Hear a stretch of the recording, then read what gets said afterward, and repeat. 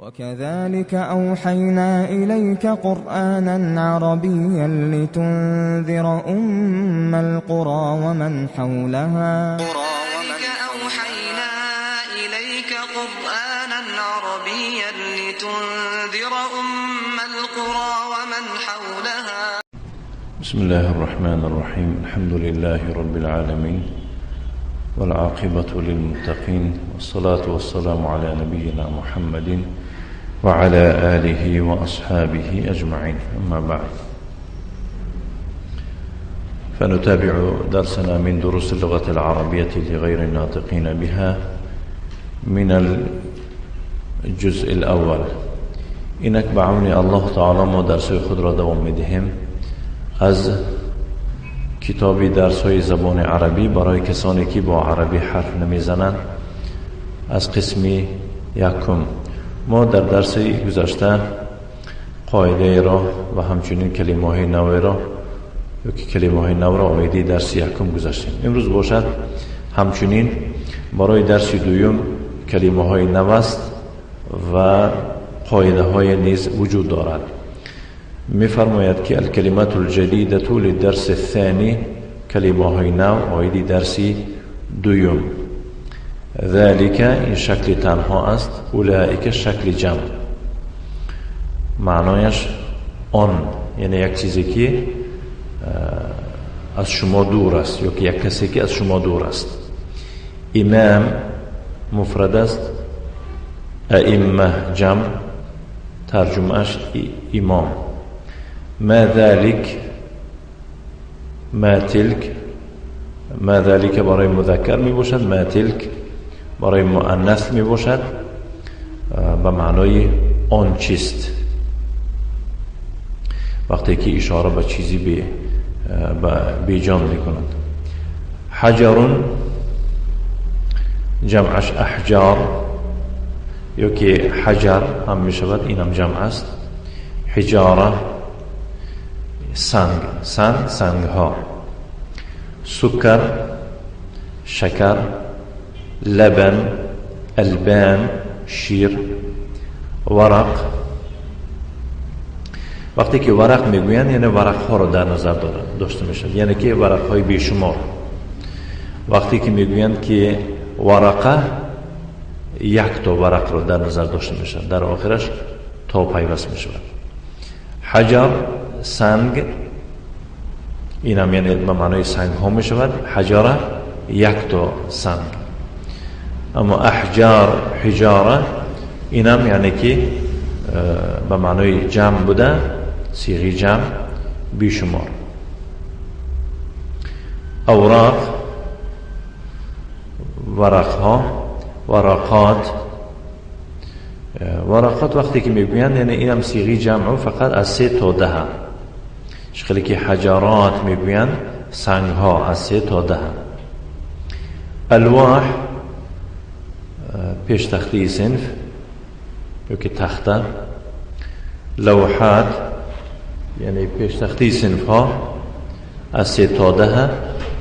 لوح تخته ها یعنی که بیشمار. لوحه یک تا پیش تختی صنف. الدرس الثاني درس دوم. موضوع درس از چه عبارت می باشد؟ ذلك آن. درباره تعریفاتی یا که تعریفی ذلك چنین میگویند: ذلك ذا اسم اشاره، یعنی ذا اسم است که برای اشاره و را استفاده برده می شود. همان کس و همان چیزی که به آن اشاره کرده می شود للمفردی یا تنها است و مذکر است، مردانه. البعید و دور می باشد. العالمی و غیر العالم، خواه و جاندار باشد خواه بی جان باشد. واللام حرف للبعد، یعنی ذلك همون لامی که هست و یک حرف است که دلالت به دوری میکند. در کدام اسم اشاره که همین لام را دیده می شود دلالت می کند که این اسم اشاره برای چی بوده است؟ برای دور بوده است. بنابراین اگر لام نمی بود ما حق نداشتیم بگیم که ذا اسم اشارت للمفرد المذکر البعید، گفته حق نداشتیم. ما البعید رو در اساس چی گفتیم؟ در اساس همین لام گفته ایستادیم. والکاف حرف خطاب، کاف باشد این حرف خطاب است. حرف خطاب حرفی است که مانند ضمیر دیگرگون می شود، مثلا ذالک، ذالکی، ذالکم، ذالکن، ذالکما شدن می گیرد. حرف خطاب یعنی که حرف برای مراجعت اما معنا ندارد. نه. ما ذالک آن چیست؟ ذالک نجم آن ستاره است یا که وی ستاره است. هذا مسجد و ذالک بیت این مسجد است و آن خانه است. یک چیز را قید کردنی هستم که در اینجا در اصل گرچه در کتاب شرح آیدی این قاعده ذکر شدگی نباشد، حاضر یکی از برادرها بارک الله فیه یعنی خاطر رسان کرد من را که این نیز قاعده نوی آمده است.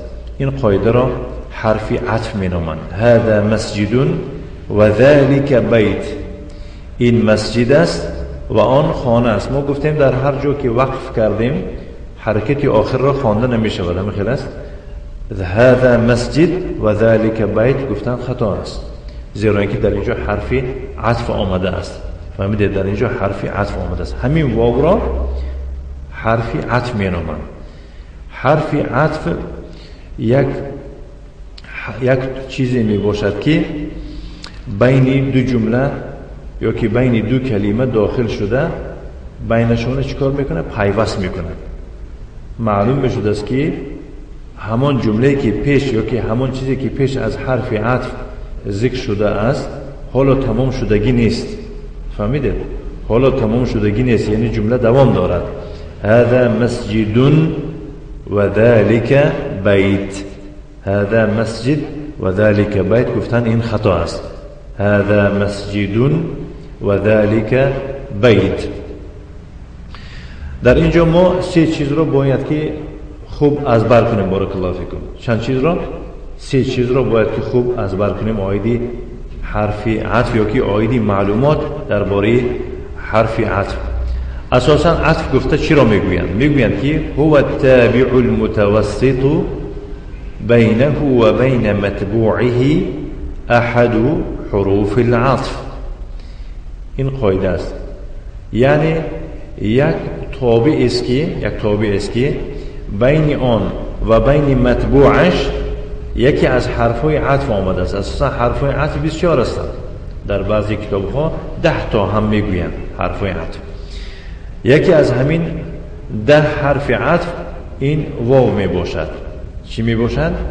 واو می باشد. هذا مسجد و ذالک بیت. این را حرف عطف می نامند. اکنون آنچه را که بعد از حرف عطف نامیده ذکر کرده می شود وی را معطوف می نامند. فهمیدید؟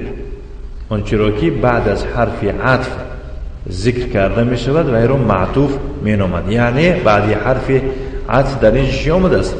ذالک آمده است. ذالک آمده است. همون ذالک را چی نامیده می شود؟ معطوف نامیده می شود. همین قاعده ها را حاضر یعنی که سرسر ازبر کنید، انشاءالله آینده شرح اونها را میگذاریم. اکنون آنچه را که پیش از حرف عطف ذکر کرده می شود وی را معطوف علیه نامیده می شود. آنچه را که پیش از حرف عطف ذکر کرده می شود، خواه جمله باشد خواه کلمه باشد، وی را چی نامیده می شود؟ وی را معطوف علیه نامیده می شود. ما گفتیم سه چیز. یکی از همون سه چیز چی بود است؟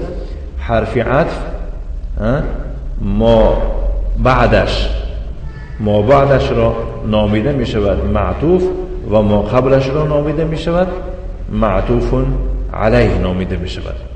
فهمیدید؟ یعنی این برای پیوست کردنی میان دو جمله یا که دو کلمه می باشد. هذا مسجد و ذالک بیت. یعنی با دیگر تعبیر اگر گوییم، اگر مبادا پیش از حرف عطف اسم را رفع خوانده شود بعد حرف عطف نیز آن را رفع خوانده می شود، یعنی ایمنیتی نپدش.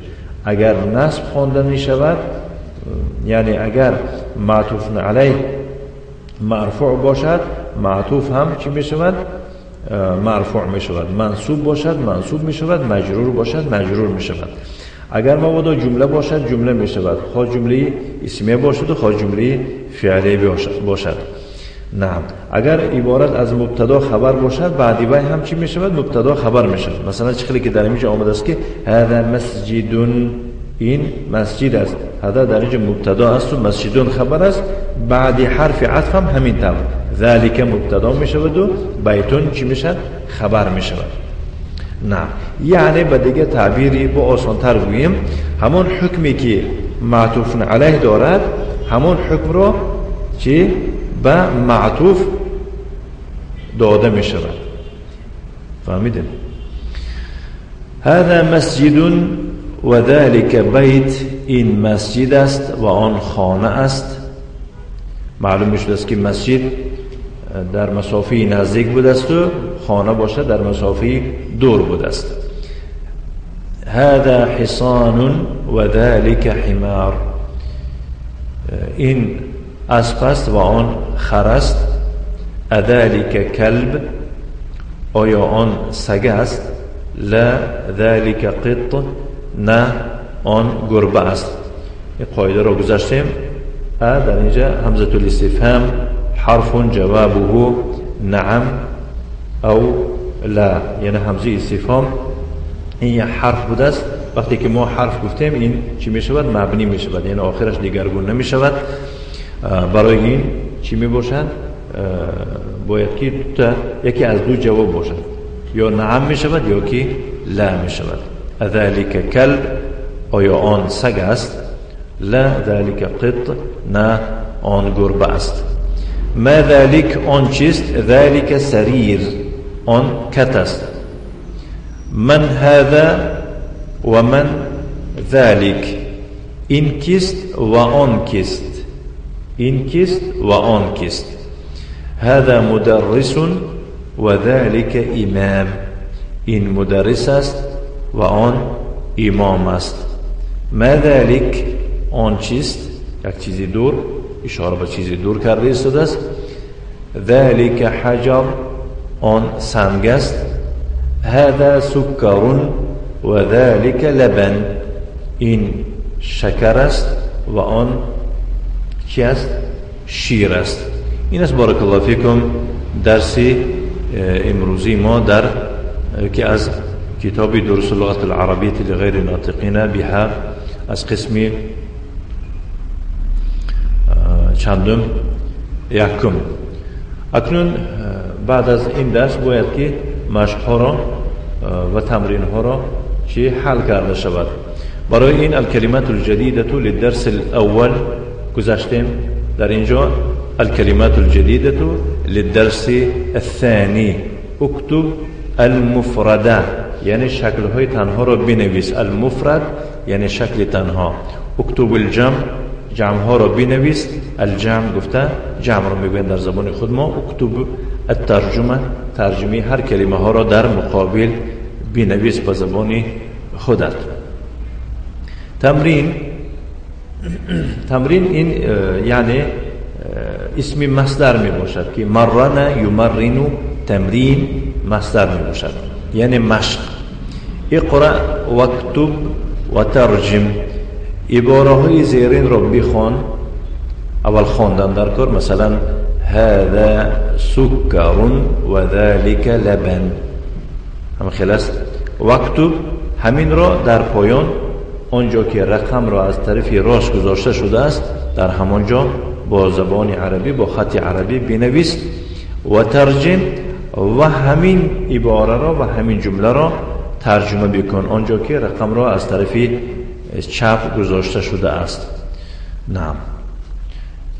در آخر التعریف للكلمة التالية، شناسایی با کلمه زیرین. در پایان کلمه زیرین آمده است. مثال می شود که للكلمتين التاليتين گفتنم ممکن است، یعنی شناسایی با دو کلمه زیرین ذلك و همچنین میتوانید که نویسید الواو. همه خلاص واوی که گذاشتیم که اینا واوی عطف میگویند، خودش واوی عطف میباشد، ما بعدش معطوف میشود و ما قبلش را چی نامیده میشود؟ معطوف علیه نامیده میشود. نعم. نكتفي وصلى الله وسلم على نبينا محمد وعلى آله وأصحابه وسلم تسليما مزيدا والحمد لله رب العالمين.